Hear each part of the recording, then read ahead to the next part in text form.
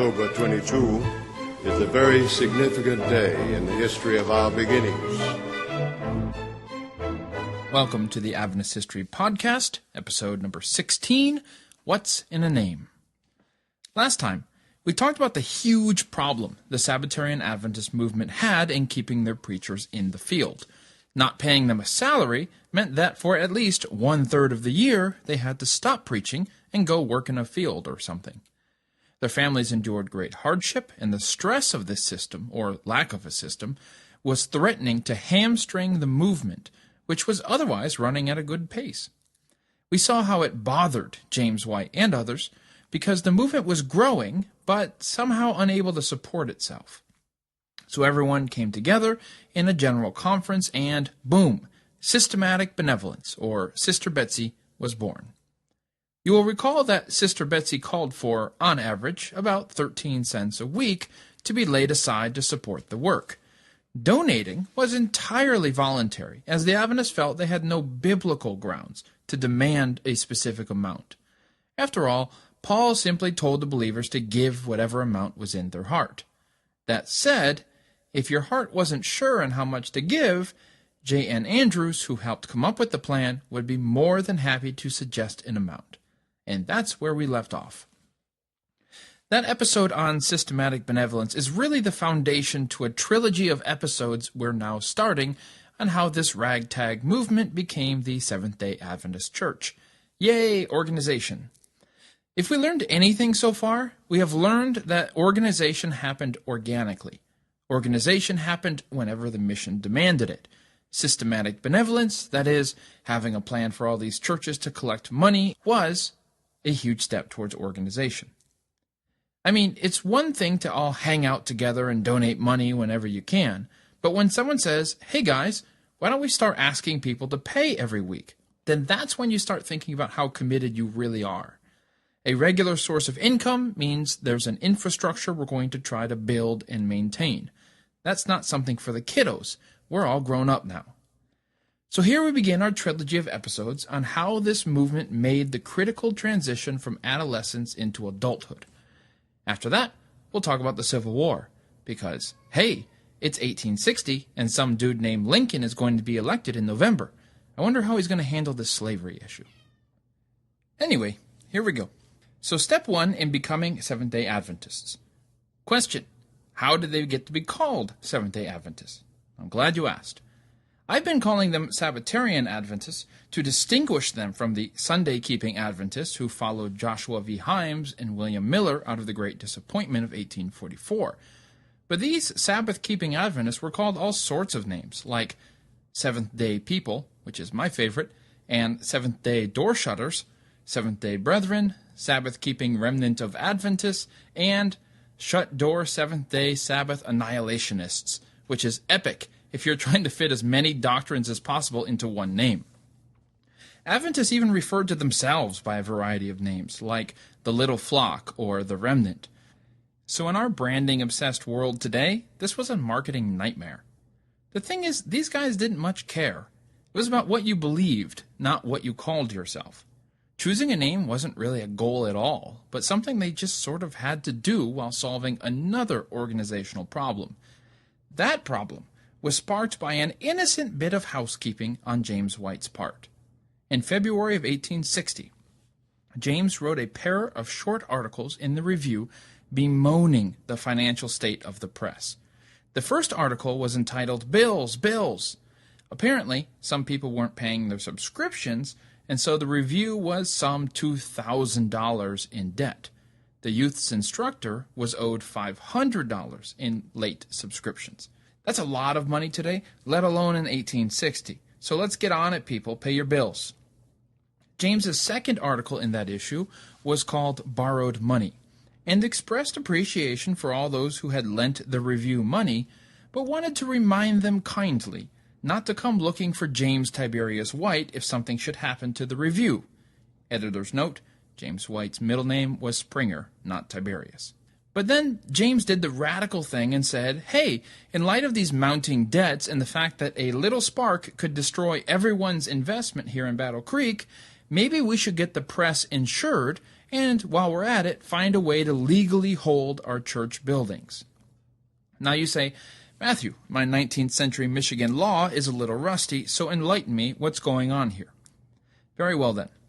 While we've been talking about the review as if it's this established business, it really wasn't. Legally speaking, it all belonged to James White.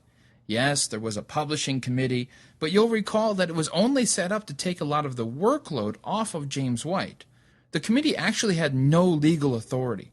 If someone wanted to sue the review, they would sue James White. If the review's creditors suddenly demanded the thousands that they had lent the review, they would go after James White.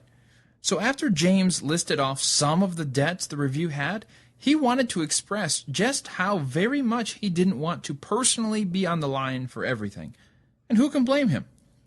And in a bit of prophetic foreshadowing, James also hinted that people's hard-earned cash that they had loaned to the review would be worth nothing if the place burned down. The property wasn't insured. So if the whole place burned down, that was it. No steam press anymore, no review every week, no books. Surely the review office will never burn down, right? So yeah, let's get legal and stuff. James closed his article by asking for a better plan, because he really didn't know the right way to go here. He was just offering some suggestions. John Loughborough was on board, at least. He wrote that, quote, no reasonable man could blame Brother White for not wishing to be responsible for the debts of the review office. Now, what I understand is necessary to remedy all the defect here is in this matter that we can hold church property legally. Then the property could be held in the name of the church, insured in the name of the church, money borrowed in the name of the church, and no individual would have to take a burden upon him which he ought not to bear. End quote. Well, that seems reasonable, right? The review should be the property of the entire church. Every church building should be the property of the entire church. They should all share in the risks and the rewards. The problem was James's solution. By becoming some sort of legal entity with a board of directors and shareholders was a huge step toward the kind of organization that scared the bejeebies out of the Adventists. And, sure enough, Roswell Cottrell, who was one of the editors of the review, had a plan, all right. And his plan was to absolutely, positively, not do what James White and John Loughborough were suggesting.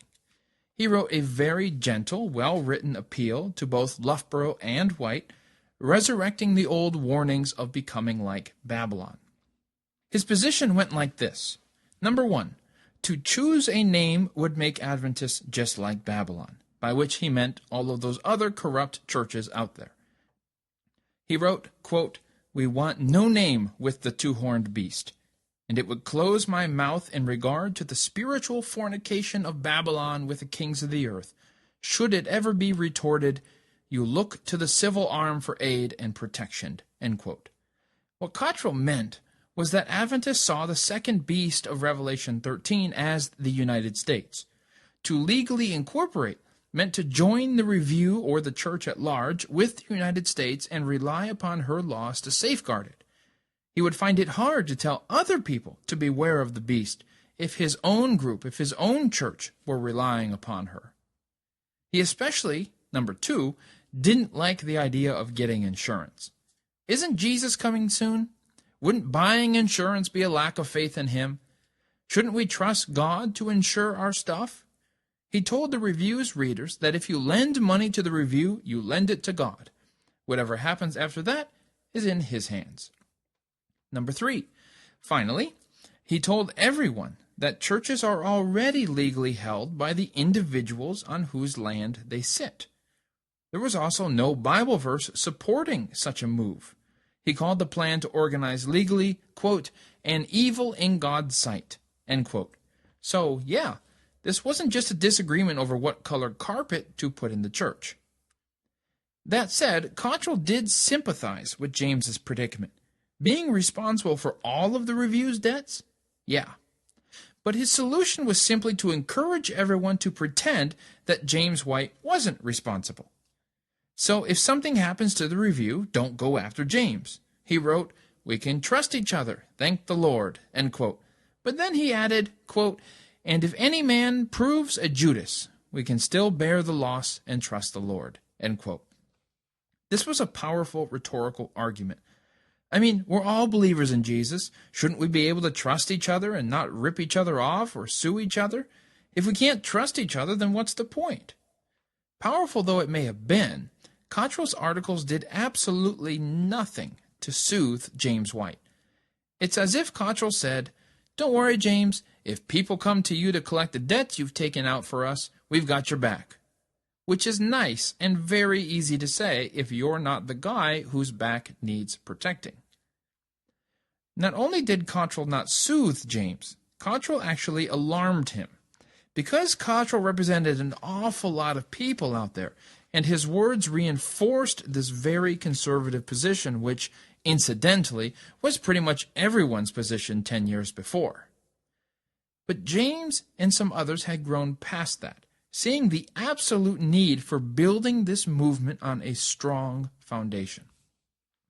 White's reaction to Cottrell was swift, blunt, and decisive. Really, this is James White at his literary best, even if his bluntness struck many as being unnecessarily harsh. He began by almost apologizing for Cottrell, saying that, quote, "this is not his usual style of treating subjects," end quote. If Cottrell talked about the Sabbath like this, his opponents would charge him with being unreasonable, White said. Cottrell said that there was no Bible verses supporting legal incorporation as a church. White told people that there weren't any Bible verses against it either, and nor were there Bible verses about having a weekly paper, having a steam press, or the publishing of books, and yet, James said, we all still do that. White said that Jesus told people to, quote, "let your light so shine before men," end quote, without telling them exactly how to do it. It was left for us to figure that out. And James said elsewhere, "We regard it as dangerous to leave with the Lord what he has left for us."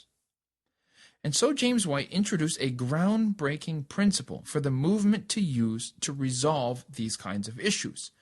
James, in fact, calls it a rule, and it goes like this, quote, "all means which, according to sound judgment, will advance the cause of truth and are not forbidden by plain scriptural declarations should be employed," end quote. Or, to put it more simply, so long as the Bible isn't against something, use your common sense and reason to go forward. Cottrell and many others wanted the Bible to explicitly approve any path that they take. But James said that's silly. There's tons of things the Bible doesn't talk about. We don't need the Bible to explicitly approve every plan. We just need to make sure the Bible isn't against it, and then we just use common sense to figure out what to do. With this principle in mind, James demolished the rest of Cottrell's arguments. Is legal incorporation joining with the beast of Revelation 13? James said it was fanaticism to reject all relationships with a lawful government. After all, don't we pay taxes? And what about Cottrell's assertion that we should be able to trust each other? James reminded his readers that during the Millerite movement of 1844, a group in Cincinnati built a church on one of the members' property. Well, that brother realized that he could make some money turning that building into a business, so he kicked out the church and did just that. The church then went and built a church on another member's property who, in a matter of months, kicked them out too. James asks, was God honored in this? This was another bit of prophetic foreshadowing, and in about 50 years, the church would learn a very, very, very painful lesson about how much you can lose when someone privately owns church property and decides to bolt and, takes one of the most famous hospitals in the world with him. History would be firmly on James White's side here, except that no one knew that yet. James portrayed Cottrell's position the way any progressive-minded person would, as a long-standing struggle against a fearful conservatism that constantly blocks efforts to move forward. James alluded to his struggles in getting the review started in the first place, hinting at the fact that Joseph Bates thought publishing a paper would make the church more like, you guessed it, Babylon, and he refused to write for it for a full year. Then there was Rochester, where many people opposed James moving there at all, because the town was so worldly. Oh, and then it came time to upgrade and get a steam press, and once again people questioned the necessity. James wrote that, quote, "Some put on the brakes, fearing the train would run too fast," end quote. And then he went on to extend that metaphor and summed it all up this way, quote, "We give it as our humble opinion that there are altogether too many brakemen along for the benefit of the train," end quote. While some might see James as trying to push the movement to go too far, too fast, he chose to see it as a case of having too many cautious people who were afraid of what God was doing. It was brilliant, brilliant writing. Except, like we said, a lot of people thought James was a little too harsh on Cottrell. Anyone who read the two men's articles side by side could see the difference in tone. Cottrell was firm, but respectful and gentle. James was certainly respectful, but the overwhelming force and passion of his rhetoric made it seem like a disproportionate response. A year and a half later, M.E. Cornell defended James in the review, saying that he, too, initially thought James to be in the wrong here. But after seeing the influence of Cottrell's article in galvanizing the anti-organization mentality, he realized that the issues were bigger than just these two men.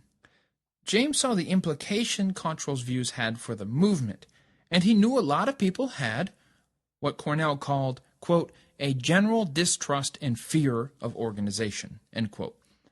Cornell laid out his conclusion pretty starkly, quote, "If it had not been for the plain dealing and perseverance of Brother White, the effort to organize would have been a failure," end quote. The issue was debated in almost every issue of the review for 6 months following James's first article. At last, a general conference meeting was called for September 28, 1860. Churches across the country were asked to send delegates to represent them, and so they did. All of the regulars were there: Moses Hull, M.A. Cornell, Joseph Bates, who chaired the meeting as usual, J.H. Waggoner, James White, John Loughborough, Frisbee, Poole, J.N. Andrews, Uriah Smith, and a guy named T.J. Butler. What followed were a few very intense days of discussion. Right off the bat, a man named Brackett made a motion for the church to organize. Loughborough spoke up, suggesting he say legally organize. Both he and James White now made the case for church organization in a decidedly less aggressive way as they did in the review some 6 months before. The delegates broke down into two parties. James White led the move for the church and the press to become a legal entity. Loughborough, Brackett, and Cornell were on his team, and so was Bates. J.N. Andrews led the other camp, confessing that he really understood where James was coming from, but just didn't believe the example of the New Testament church allowed for becoming a legal entity. Once again, he was operating under the principle that if the Bible doesn't approve it, we can't do it. And that was fundamentally what this was over. But Andrews suggested a compromise. Let's only incorporate the review and not the church. Now that was a novel idea. It didn't quite solve the problem of churches being owned by private individuals, and on that note they simply voted to recommend that local churches organize legally. But it did fix the main problem, the review being on James's shoulders. Waggoner, also on Andrews' team, produced a letter from Cottrell, who regretted that he couldn't make it. Cottrell essentially agreed with Andrews. Cottrell was very much against the idea of the church organizing into a denomination in order to hold church property collectively. He understood the danger James warned about with a member leaving the movement and taking the church with them. But Cottrell said he was, quote, "preferring always to lose them totally than to sacrifice their scriptural organization as a church of Jesus Christ," end quote. That said, yeah, he's fine with the review becoming a business organization. James White was interested, but there were still several problems with this. First, Michigan law didn't recognize such an organization yet.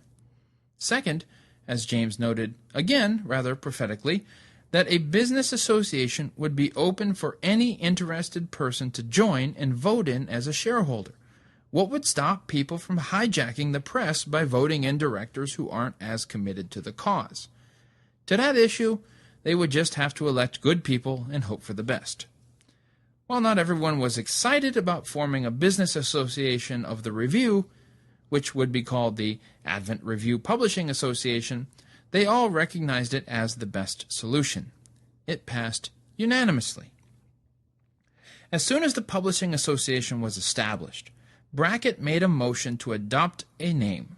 A name was, after all, required to hold this property legally, and everyone had an opinion on this. James made a memorable point. "We give our children names," he wrote, "when they become a few weeks or a few months old. When we commenced to labor in this work, when the cause was young and individuals who had embraced it few, we did not see the necessity of such steps. But it seems to me that the child is now so grown that it is exceedingly awkward to have no name for it." End quote. Poole thought it would just make them one more denomination among denominations. Frisbee opposed the name, but also opposed being known by a variety of names, so he went along with it. Moses Hull, clearly not influenced by any marketing classes, suggested that each local church be called, quote, "the church worshiping on the seventh day in such and such places," end quote. Butler said he didn't object to this as much as he used to, which I guess is a good thing. And Belden, the man who owned the Battle Creek Church, said very memorably that, quote, "going without a name would, in my opinion, be like publishing books without titles or sending out a paper without a heading," end quote. You may be surprised to know that the most popular name they discussed was Church of God.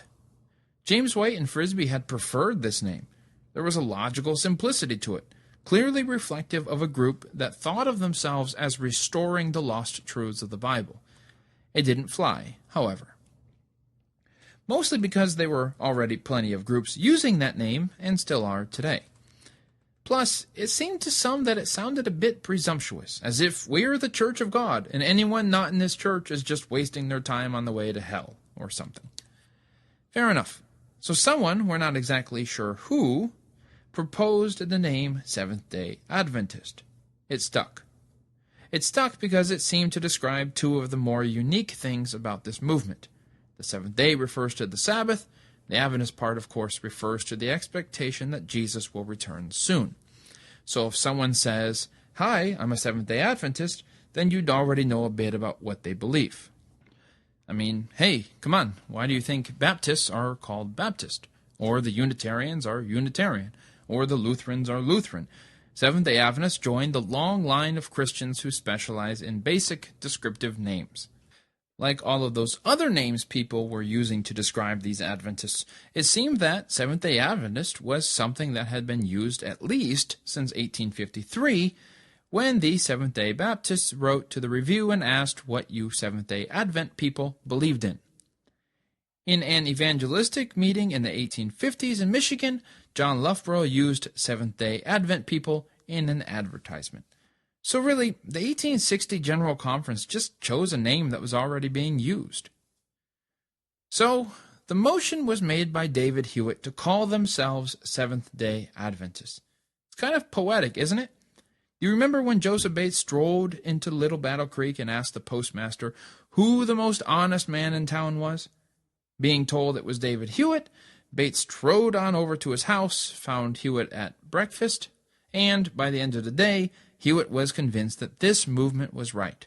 So David Hewitt was the first Sabbatarian Adventist in this new Mecca called Battle Creek, and he was the one to make the motion for the name by which this group would forever be known.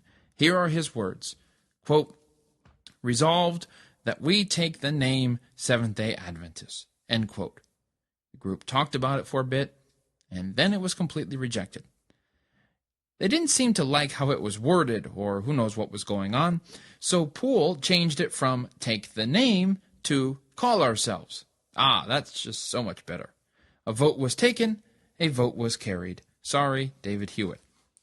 It's interesting to note that T.J. Butler voted against the motion. Butler and the church he represented in Ohio would end up leaving the movement. Initially, J. Ann Andrews abstained from voting as well, but eventually he came around and supported the name. Choosing the name Seventh-day Adventist wasn't exactly a shining moment where the clouds parted, but it's certainly notable how, despite the strong convictions for and against this move, it didn't result in a huge schism. Other than Butler leaving, this went pretty smoothly. It could have torn the church apart if stronger, more stubborn personalities were at stake. But even Roswell Cottrell came around. While his opinion on the right course didn't change, he supported the cause. Cottrell doesn't get enough credit for the utterly selfless way he handled the whole affair. He never let his ego get in the way of where the majority of the church thought God was leading them. As the church grew and became increasingly organized, Cottrell was never bitter. His conservatism was sometimes in sync with the church, and sometimes it wasn't. But his attitude was summed up in a June 5, 1860 article in the Review, where he said, quote, "I did not wish to throw any obstacles in the way of the advancement of the truth in saying what I did in regard to a name, insurance, etc. I should be very sorry to wound the cause I love." End quote. He wasn't weak or ambivalent. He wrote, quote, "Having done my duty, I submit to the judgment of the church." End quote. And that was all. We need more of that guy. So, as of October 1st, 1860, I can now finally refer to this movement as a movement of Seventh-day Adventists. You have no idea how annoying it has been to call them Millerites, and then Adventists, and then Sabbatarian Adventists. Finally, we get to a name that will stick. Sure, not everyone loved the name. Some people obsessed that God would only work with them if they chose something like Christian Church or Church of God. But this was all nonsense to Ellen White, who loved the name. She wrote, "The name Seventh-day Adventist carries the true features of our faith in front, and will convict the inquiring mind. Like an arrow from the Lord's quiver, it will wound the transgressors of God's law, and will lead toward repentance toward God and faith in our Lord Jesus Christ." End quote. Ellen White, we haven't heard from her in a while. She wasn't involved in the meeting because a week before it started, she had just given birth to her fourth and final son, John Herbert White. That seems like a good place to stop and catch our breath. Let's let James and Ellen enjoy their two new children, one which was named John Herbert, and one which was named the Seventh-day Adventist Church.